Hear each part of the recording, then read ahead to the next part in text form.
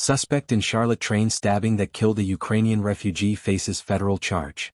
The death of 21-year-old Ukrainian refugee Iryna Zarutska on a Charlotte light rail train has become one of the most heartbreaking and politically charged cases of 2025.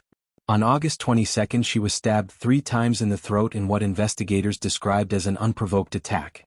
The suspect, 34-year-old Decarlos Brown, now faces both a state charge of first-degree murder and a federal charge of committing an act causing death on a mass transportation system. That rare federal statute carries the possibility of the death penalty. The case has devastated Zarutska's family and community while sparking outrage and debate across the country over public safety, mental health, and accountability. Zarutska came to the United States in 2022 after fleeing Russia's invasion of Ukraine. She settled with her family in Charlotte, where she attended Rowan Cabarrus Community College and worked at Zapetti's Pizzeria. She dreamed of becoming a veterinary assistant and was known for her kindness, creativity, and dedication. In Ukraine she had earned a degree in art and restoration and loved sculpting and fashion design. Friends and co-workers remembered her as hardworking, talented, and full of life. Her family said she wanted nothing more than to build a peaceful future in her new home. On the night of her death she texted her boyfriend to say she would be home soon, unaware that a stranger sitting behind her would end her life within minutes. The man accused of the killing, Decarlos Brown, had a long history of criminal behavior and mental illness. His sister Tracy Brown has said he was diagnosed with schizophrenia, suffered hallucinations, and believed the government had implanted a chip in him. Brown's record included convictions for armed robbery, felony larceny, and breaking and entering. He served more than 5 years in prison before being released in 2020. Family members said that after prison his mental state deteriorated. He became increasingly paranoid and difficult to communicate with. In 2022 he assaulted his sister during a mental health episode, though she later dropped charges. Their mother tried repeatedly to get him into long-term treatment but was unsuccessful. In January 2025 Brown was arrested for misuse of 911 after making repeated calls about imagined conspiracies. Instead of being held, he was released with a written promise to appear in court. That decision has drawn harsh criticism in the wake of Zarutska's death. The White House said his release allowed him to remain free until he slaughtered an innocent woman. The case has reignited debate over whether courts are too lenient with mentally ill repeat offenders who pose a danger to the public. The killing quickly turned political.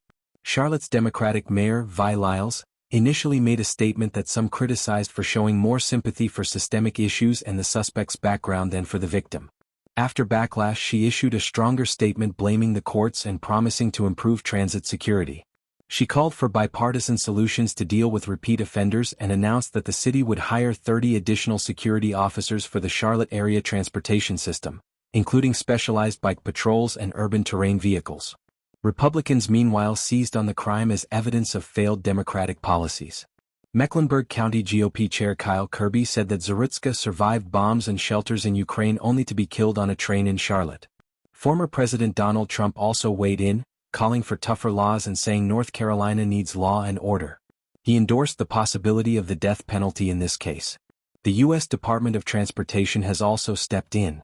Secretary Sean Duffy announced an investigation into whether Charlotte's transit system has adequate safety measures. He warned that the city could lose federal transit funding if serious failures are found.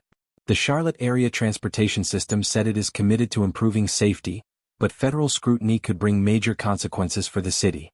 Zarutska's family has been left heartbroken and outraged. They issued a statement describing her as a bright, kind, and ambitious young woman who came to America for peace and safety. They said her life was stolen in the most horrific way and no family should ever have to go through what they are experiencing. They have urged city leaders to conduct a full investigation, strengthen security, and ensure that the graphic surveillance footage of the stabbing is not spread further. They stressed that what happened could have happened to anyone riding the light rail that night. The case has highlighted broader issues in America.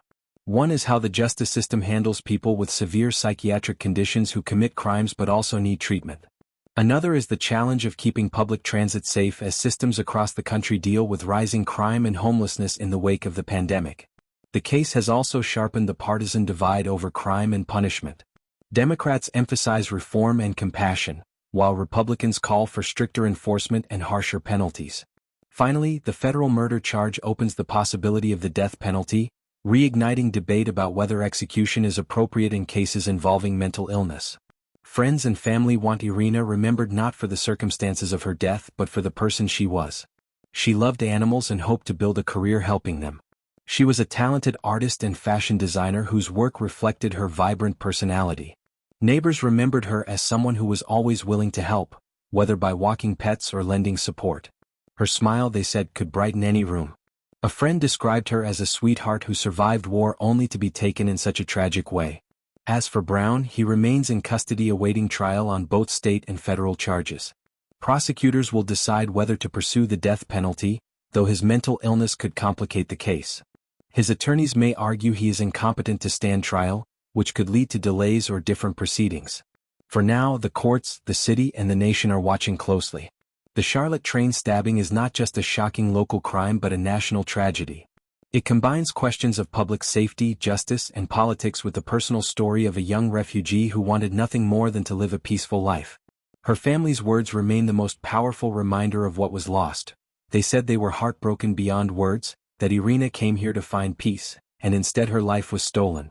For them and for many others, the hope is that her death will lead to meaningful change so that no one else has to endure the same fate.